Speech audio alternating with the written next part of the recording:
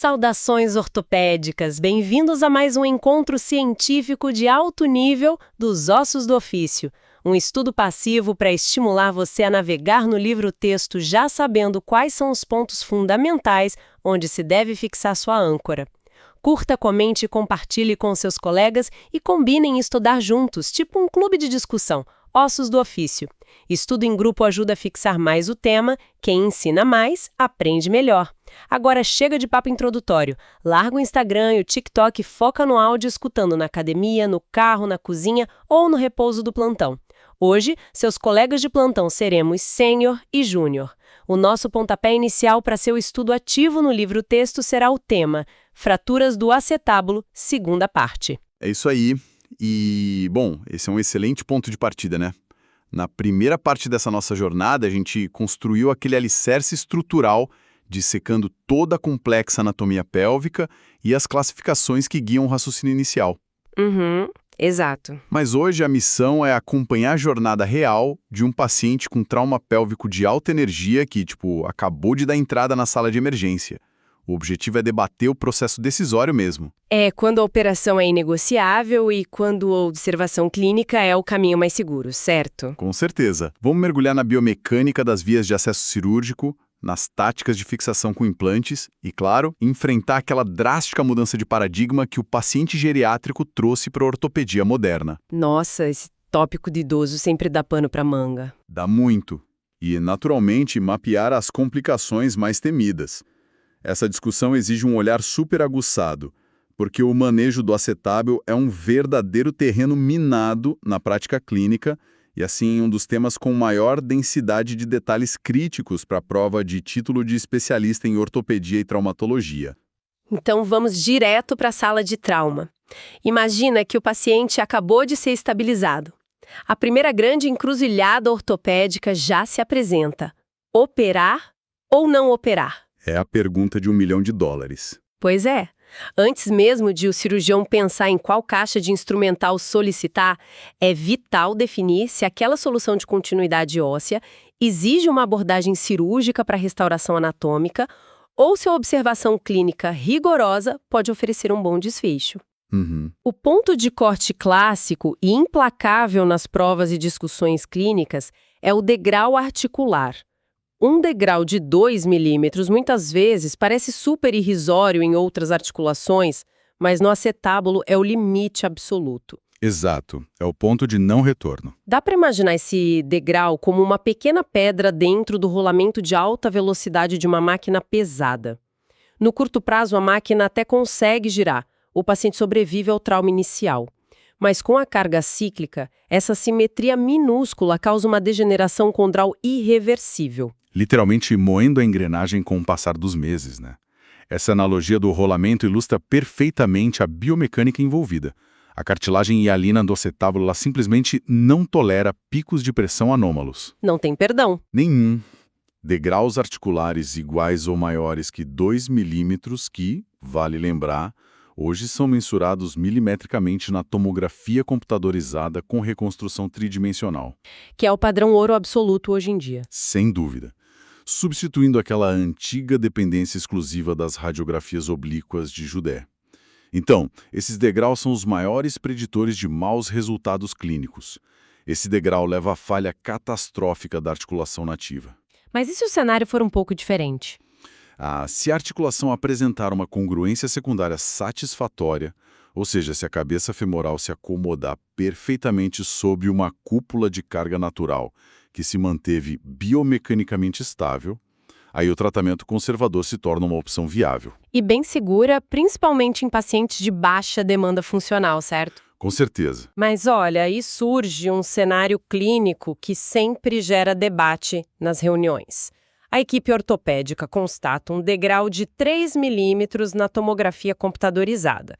A indicação cirúrgica é clara, absoluta. Não tem que discutir. Se o problema é mecânico e precisa de conserto, por que não levar o paciente para a sala de operação no primeiro ou no segundo dia? Por que não fazer a intervenção imediata, como se faz rotineiramente, em uma fratura de diáfise de fêmur, onde o objetivo é fixar o osso o mais rápido possível?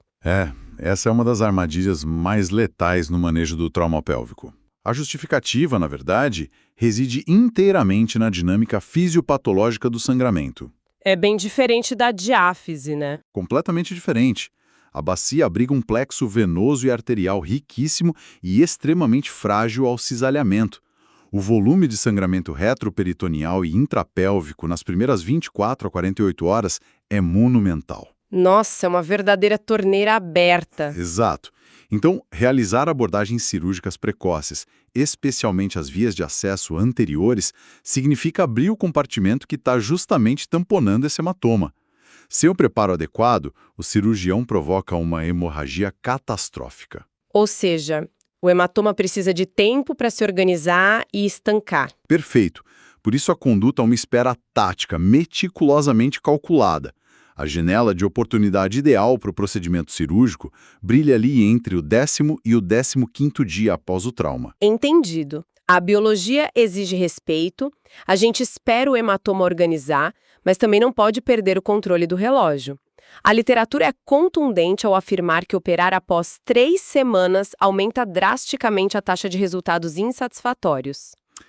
O tempo não para. Aquele dado alarmante de que as chances de uma redução anatômica despencam cerca de 12% a cada dia de atraso é assustador. É como se o calo ósseo prematuro fosse um cimento de secagem rápida, colando os fragmentos em posições viciosas. E aí impossibilita qualquer mobilização. Exato. Contudo, em medicina não existem regras sem exceções, né? Quais são as reais emergências que obrigam a equipe ortopédica a ignorar o risco de sangramento e correr para o centro cirúrgico de madrugada? O raciocínio é por aí mesmo. A cirurgia de urgência no acetábulo é uma raridade, mas quando indicada, ela é imperativa, não permite hesitação nenhuma. Quais seriam os casos clássicos? As indicações absolutas incluem a luxação irredutível da articulação coxo-femoral, instabilidade grave e persistente após a tentativa de redução fechada, a presença de um déficit progressivo do nervo isquiático que, veja bem, sinaliza uma compressão aguda por um fragmento ósseo. Aquela famigerada lesão neurológica. Essa mesma. Além disso, lesões com solução de continuidade externa, ou seja, as fraturas expostas, e a ocorrência de uma fratura ipsilateral do colo do fêmur. Certo. Nesses cenários específicos, a necessidade de preservar a viabilidade da cartilagem articular e a integridade neurológica suplanta o risco do sangramento agudo. Exatamente. Vencemos a etapa da indicação e do tempo. Digamos que o paciente está no 12º dia com condições ideais. Entramos agora no verdadeiro campo de batalha, a escolha da via de acesso. O acesso dito ao sucesso não tem jeito. Totalmente. Se o caminho anatômico é mal escolhido, a redução da solução de continuidade óssea já nasce fadada ao fracasso. Não haverá visualização nem ângulo de trabalho. Começando pelo padrão ouro para as lesões das paredes e colunas posteriores, o acesso de Kocher-Langenbeck. Algo que sempre chama a atenção e despenca em provas é o posicionamento rigoroso do membro inferior na mesa cirúrgica. Ah, esse detalhe é clássico. O quadril deve permanecer em extensão e o joelho em flexão. Qual é a mecânica exata por trás dessa posição? Bom, tudo nesse posicionamento é desenhado para a proteção neurológica. O nervo isquiático cruza posteriormente a articulação do quadril, certo? Certo. Manter o quadril em extensão e o joelho fletido encurta o trajeto do nervo isquiático. Isso afrouxa a tensão mecânica sobre ele de forma muito significativa. E isso permite que os afastadores cirúrgicos sejam posicionados com menor risco de neuropraxia iatrogênica por estiramento. Perfeito. Além disso, no acesso de Kocher-Langenbeck, a dissecção exige uma precisão cirúrgica extrema. É fundamental preservar a inserção do músculo piriforme sempre que a anatomia permitir. E não é só pela função rotadora da musculatura, né? Tem uma questão vascular forte aí. É estritamente vascular. Preservar o piriforme evita danos diretos ao ramo ascendente da artéria circunflexa medial femoral. Esse vaso caprichoso é a principal fonte de nutrição da cabeça do fêmur. Nossa, uma lesão inadvertida dessa artéria catapulta o risco de necrose avascular no período pós-operatório. Exato. É uma proteção vascular que salva a viabilidade da cabeça femoral. Um detalhe belíssimo da anatomia cirúrgica. Agora, migrando para as lesões da coluna e parede anterior, A abordagem clássica, historicamente, foi o acesso ilho-inguinal. O famoso ilho inguinal. Tem uma metáfora muito prática para entender a complexidade desse acesso. A gente pode comparar o ilho inguinal a trabalhar em um motor de carro super complexo através de 3 pequenas aberturas diferentes. Tipo a grade frontal, a caixa de roda e por baixo do chassi? Exatamente isso. Cada janela exige que se movam mangueiras e cabos diferentes. No corpo humano, temos a janela lateral, a média e a medial. E cada uma delas exige o afastamento de estruturas nobres e apresenta armadilhas distintas. Não é para qualquer um. Existe uma tensão fortíssima sobre o nervo cutâneo femoral lateral, que é frequentemente lesado. E, claro, a janela esconde o verdadeiro terror vascular da pelve. A famosa corona mortis. O pesadelo vascular da via anterior. Fala um pouco mais sobre ela, porque isso é essencial. Trata-se de uma anastomose altamente variável, mas muito calibrosa, que conecta o sistema ilíaco externo ao sistema obturador, cruzando exatamente sobre o ramo superior do púbis. Que é, por acaso, a área constante de dissecção e colocação de placas. Justamente. Se essa anastomose for rompida inadvertidamente, o coto do vaso sangrante pode retrair imediatamente para dentro da pelve verdadeira, totalmente fora do alcance visual e manual do cirurgião. É uma hemorragia de dificílimo controle. E foi precisamente essa altíssima morbidade, combinada com a complexidade absurda de dissecar o canal inguinal, que impulsionou uma revolução técnica na cirurgia pélvica. O acesso modificado de estopa. E aqui cabe um questionamento crítico. Muito cirurgião sênior abandonou completamente o ilho inguinal clássico em favor do acesso de estopa, afirmando ser a solução definitiva para fraturas que envolvem a placa quadrilátero. Sim, virou o queridinho. Mas trabalhar de forma intrapélvica, empurrando a bexiga e os vasos ilíacos, não traz o seu próprio conjunto de riscos vasculares extremos, o que torna a biomecânica do estopa tão superior a ponto de justificar essa mudança de preferência? Olha, é um excelente contraponto. Trabalhar intrapelvicamente exige, sem dúvida, um controle muito rigoroso dos retratores e cuidado extremo com a veia ilíaca externa e o nervo obturatório. Não é isento de risco. Não mesmo. No entanto, a grande superioridade mecânica do acesso de estopa reside na linha de visão e no vetor de força da fixação. No acesso ilioinguinal, o cirurgião muitas vezes precisa trabalhar tangencialmente. Quase no escuro, né? Sentindo a redução da placa quadrilátera com os dedos, mas sem uma visualização direta e perpendicular. Já o acesso de estopa oferece uma visão intrapélvica direta da face medial do acetábulo. Entendi. A cariza visual se traduz em excelência biomecânica. Biomecanicamente, isso permite que o cirurgião posicione placas de suporte que empurram a placa quadrilátera de medial para lateral, restaurando a congruência articular de maneira muito mais firme e eficiente. E tudo isso poupando inteiramente a delicada rede anatômica do canal inguinal externo? E reduzindo substancialmente o tempo operatório. Fantástico! Apenas para não deixar lacunas sobre as vias de acesso, a literatura cita os chamados acessos estendidos, como o ilho femoral estendido. Contudo, na prática contemporânea, parece que eles estão confinados aos livros de história, não é? Praticamente.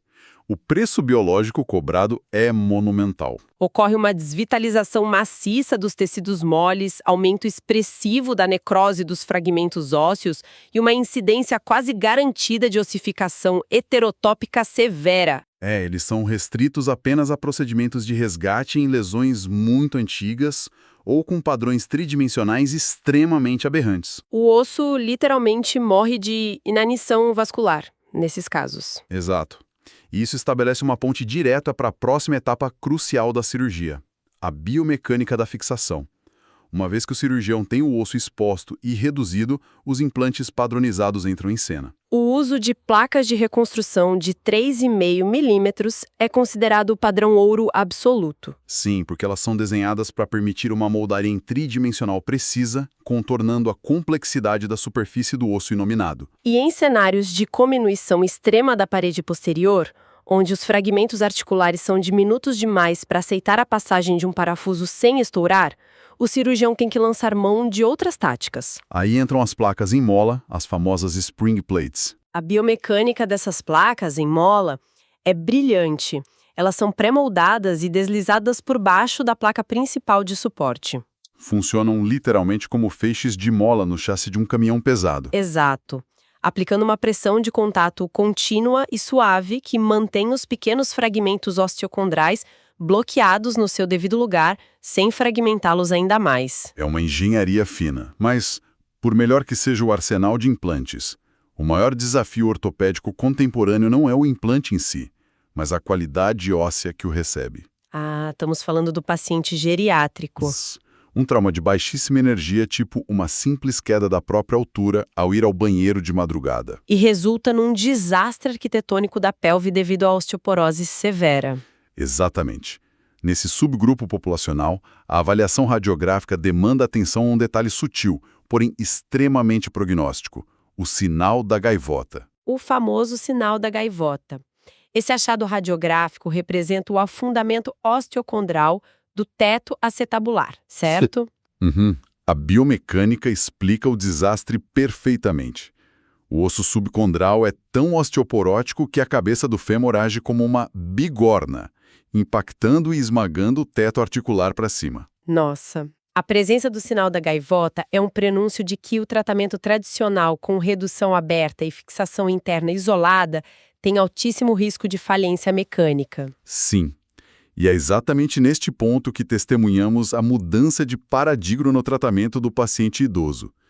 As condutas divergem para caminhos menos ortodoxos. Quais seriam? Ou se opta pela fixação percutânea com parafusos canulados longos, de forma minimamente invasiva, ou parte-se logo para a artroplastia total do quadril primária, combinada com a estabilização das colunas. Olha, essa conduta sempre gera faíscas em qualquer reunião clínica de trauma.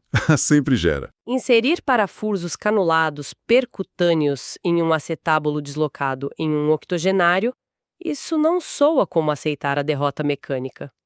Não seria o equivalente a varrer a sujeira radiológica para baixo do tapete, já que a redução anatômica da articulação não é atingida?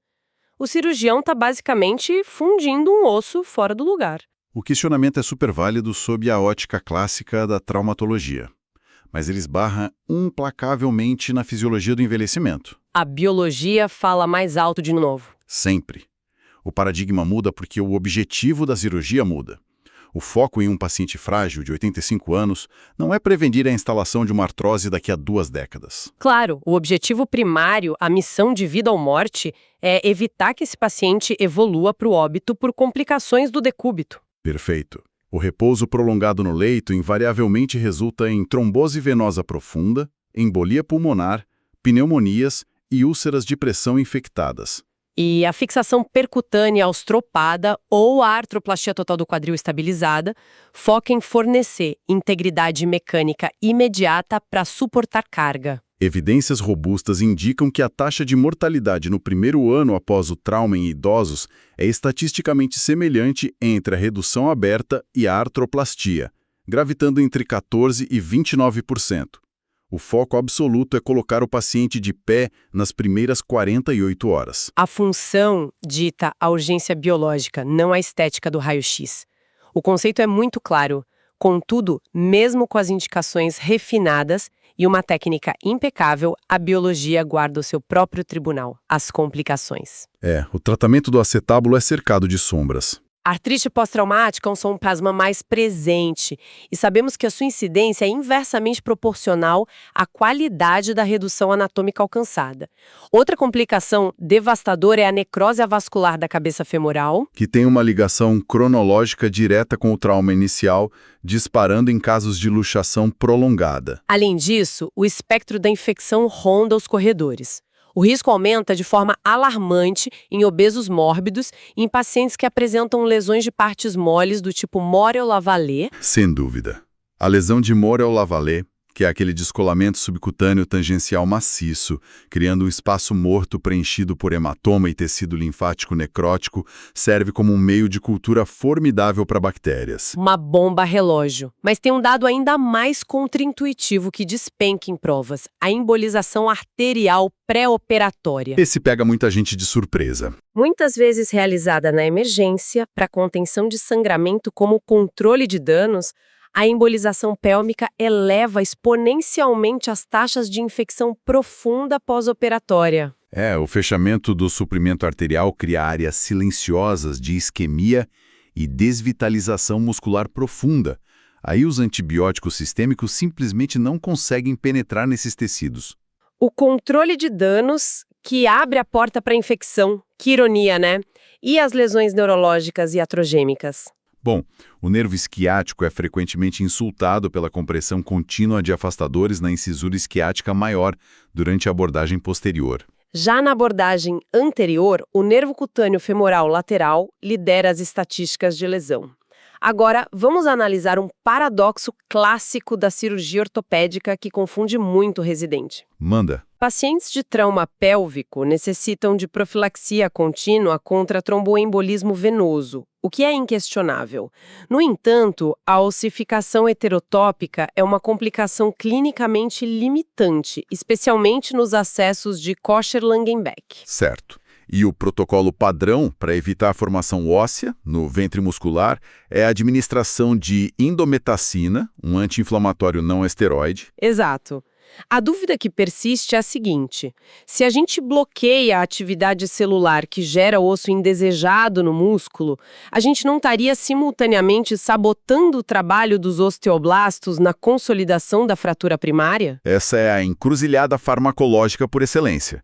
E a literatura médica traz uma resposta bem fria para isso. Sim, a indometacina atrapalha a consolidação. Nossa. O bloqueio das enzimas ciclooxigenases inibe a cascata inflamatória, que é o gatilho essencial para a formação inicial do calo ósseo. Estudos comparativos demonstram uma taxa significativamente superior de pseudoartrose e não união óssea nos grupos tratados com indometacina. Diante de um padrão de fratura com alto risco de não consolidação, o uso do anti-inflamatório exige cautela redobrada, então. Muita cautela. Nesses cenários específicos, a profilaxia alternativa mais segura é o emprego de radioterapia. Uma aplicação única de radiação na dosagem de 700 a 800 centigrays, administrada idealmente nas primeiras 72 horas de pós-operatório. Perfeito. A precisão no balanço de riscos farmacológicos é tão determinante quanto a angulação de um parafuso. A cirurgia de pelve não admite visão de túnel. Com certeza. Bom, nós varremos a complexidade das indicações clínicas, decodificamos a anatomia mecânica das vias de acesso, reestruturamos o raciocínio em torno da osteoporose geriátrica e iluminamos os paradoxos das complicações. Um senhor estudo, diga-se de passagem. Eu tô super animada com o nível dessa revisão.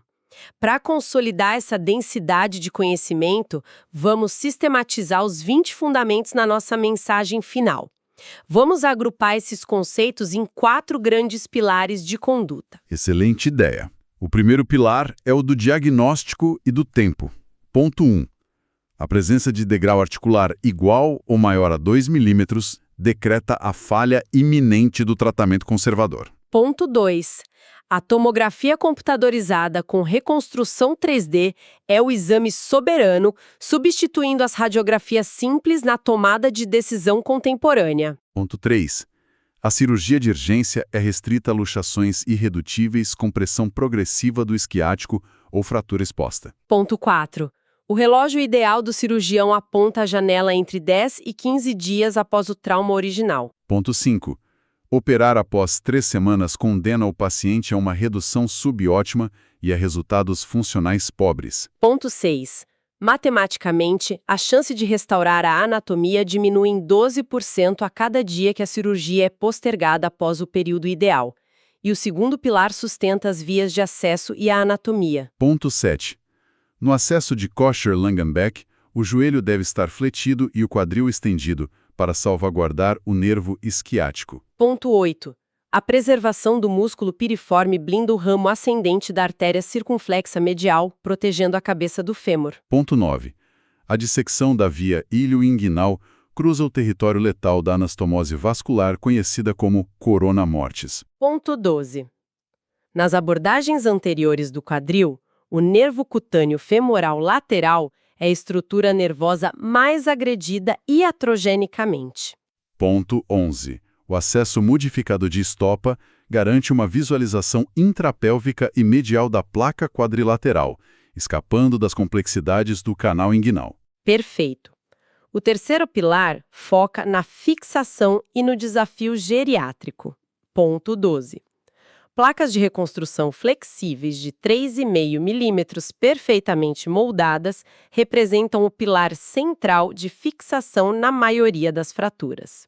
Ponto 13. Fragmentos articulares estilhaçados na parede posterior exigem contenção elástica contínua por meio das placas em mola. Ponto 14.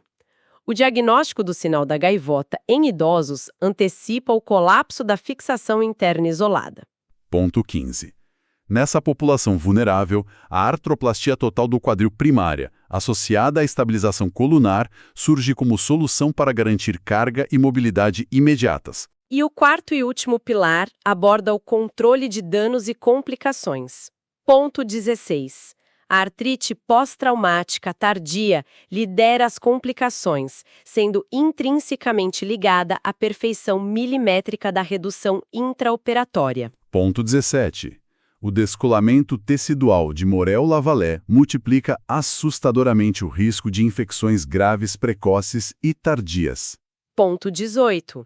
A ossificação heterotópica atinge níveis clinicamente incapacitantes quando se utilizam acessos iliofemorais estendidos. Ponto 19.